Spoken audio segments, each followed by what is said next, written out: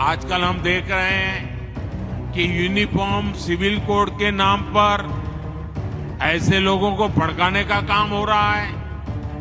आप मुझे बताइए, एक घर में परिवार के एक सदस्य के लिए एक कानून हो, परिवार के दूसरे सदस्य के लिए दूसरा कानून हो, तो क्या वो घर चल पाएगा? क्या कभी भी चल पाएगा क्या? फिर ऐसी दोहरी व्यवस्था से देश कैसे चल पाएगा? हमें याद रखना है कि भारत के संविधान में भी नागरिकों के समान अधिकार की बात कही गई है। साथियों, ये लोग हम पर आरोप लगाते हैं, लेकिन सच ये है यही लोग मुसलमान करते हैं। अगर ये मुसलमानों के सही मायने में हितैषी होते तो अधिकांश परिवार, मेरे मुस्लिम भाई बहन, शिक्षा में पीछे न रहते, रोजगार में पीछे न रहते, मुसीबत की जिंदगी जीने के लिए मजबूत नहीं रहते। प्रधानमंत्री नरेंद्र मोदी के भोपाल में दिए गए इस बयान से एक बार फिर देश में यूनिफॉर्म सिविल कोड को लेकर एक बड़ी बहस छिड़ गई है। वहीं लॉ कमीशन ने यूनिफॉर्म सिविल कोड को लेकर प्रक्रिया शुरू कर दी है।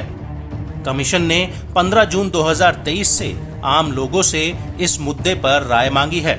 इसके लिए लॉ कमीशन ने 15 जून से 30 दिन तक का समय रखा है, लेकिन कई विपक्षी पार्टियां इसका विरोध कर रही हैं, जबकि बीजेपी इसे देश भर में लागू करने के फेवर में है।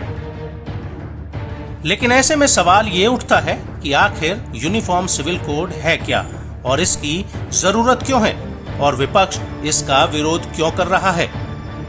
देखिए, आज आम जनता के मुद्दे हैं महंगाई, भ्रष्टाचार, बेरोजगारी, किसान, ये आज जनता के मुद्दे हैं। कितने लोग समझते हैं यूसीसी? कितने आम जनता में से खड़े पूछो, कोई जानता है यूसीसी क्या होता है? ये जानते हैं? तो आसान भाषा में आपको बता दें कि यूनिफॉर्म सिविल कोड को समान नागरिक संहिता के नाम से जाना जाता है, यानी सभी धर्मों के लिए एक ही कानून। अभी तक हर धर्म का अपना अलग कानून है और वो उसी हिसाब से चलता भी है, और शादी, तलाक और जमीन जायदाद से जुड़े विवाद भी अलग अलग धर्मों के पर्सनल लॉ के हिसाब से निपटाए जाते हैं। मुस्लिम, ईसाई और पारसी समुदाय के अपने पर्सनल लॉ हैं, जबकि हिंदू सिविल लॉ के तहत हिंदू, सिख, जैन और बौद्ध आते हैं। और अगर अब समान नागरिक संहिता लागू की जाती है तो जो कानून हिंदुओं के लिए होगा वही कानून मुस्लिम और ईसाइयों के लिए भी होगा। उदाहरण के तौर पर अभी हिंदू बिना तलाक दिए दूसरी शादी नहीं कर सकते, जबकि मुस्लिम धर्म में सशर्त 3 शादियां करने की इजाजत है। लेकिन यूनिफॉर्म सिविल कोड के आने से सभी के लिए बराबर कानून होगा। हालांकि अभी फिलहाल सभी नागरिकों के लिए समान आपराधिक दंड संहिता है, जिसे इंडियन पीनल कोड कहा जाता है। और अगर देश में यूनिफॉर्म सिविल कोड लागू होता है तो इससे कई बदलाव आएंगे। वो ये है कि पति पत्नी को तलाक का समान अधिकार मिलेगा, एक से ज्यादा शादी करने पर रोक लगेगी, उत्तराधिकार में बेटा और बेटी को बराबर का हक मिलेगा, मुस्लिम महिलाओं को बच्चा गोद लेने का अधिकार मिल जाएगा, उन्हें हलाला और इद्दत से पूरी तरह छुटकारा मिलेगा। लिव इन रिलेशनशिप में रहने वाले सभी लोगों को एक घोषणा पत्र देना होगा। पति और पत्नी में अनबन होने पर बच्चे की कस्टडी उसके दादा दादी या नाना नानी में से किसी को दी जाएगी। सभी धर्मों के पर्सनल लॉ खत्म हो जाएंगे और उन पर एक ही कानून लागू होगा। लेकिन इस सब के बीच देश में तमाम मुस्लिम संगठन समान नागरिक संहिता का विरोध कर रहे हैं। इन संगठनों का कहना है कि यूनिफॉर्म सिविल कोड सीधे इस्लाम और शरीयत में हस्तक्षेप है, जिसे वो बर्दाश्त नहीं करेंगे।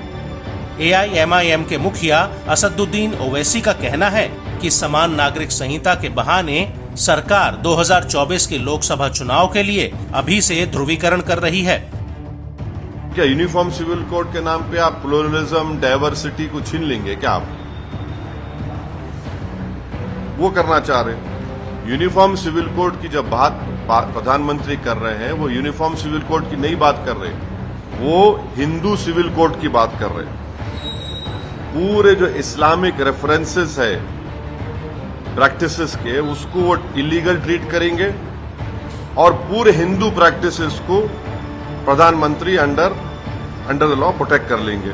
वहीं मुस्लिम पर्सनल लॉ बोर्ड का कहना है कि यूनिफॉर्म सिविल कोड को लाकर ये मुसलमानों पर हिंदू धर्म थोपने जैसा है और इसी वजह से मुस्लिम पर्सनल लॉ बोर्ड इस मामले पर एक बड़ी बैठक भी कर रहा है और बोर्ड इसको लेकर एक ड्राफ्ट भी तैयार कर रहा है जिसे वो लॉ कमीशन को भेजेगा। बताया जा रहा है कि मुस्लिम पर्सनल लॉ बोर्ड इस ड्राफ्ट में शरीयत के जरूरी हिस्सों का जिक्र करेगा। अभी जिस तरह से लॉ कमीशन ने भी अपना एक नोटिफिकेशन जारी किया है और जिसमें 1 महीने का समय दिया है कि अगर किसी को स्टेक होल्डर्स हैं, ऑर्गेनाइजेशंस हैं, जो भी हैं, वो इस पर आके अपनी राय रखें। लेकिन आदरणीय प्रधानमंत्री ने बात जो कही है, मुझे लगता है कि देखिए चर्चा तो होनी चाहिए। अफसोस ये है कि किसी भी इस तरह के जो विषय होते हैं उस पर राजनीति हो जाती है और राजनीति होने की वजह से फिर वो सारा मुद्दा राजनीतिकरण हो जाता है, फिर उसका मसले का हल नहीं हो पाता। जो कानून लाना भी चाहते हैं तो उसका एक ड्राफ्ट होना चाहिए, ड्राफ्ट बने और ड्राफ्ट तमाम जितनी भी धर्म हैं, जितनी भी बड़ी ऑर्गेनाइजेशंस हैं, जितने भी पंथ हैं या जितने भी ट्राइब्स हैं, जो उसके स्टेक होल्डर्स हैं, उनके साथ चर्चा होनी चाहिए। आपको बता दें कि देश में तमाम मुस्लिम संगठन यूनिफॉर्म सिविल कोड का विरोध कर रहे हैं। उनका कहना है कि यूनिफॉर्म सिविल कोड से उनकी धार्मिक आजादी छीनी जाएगी।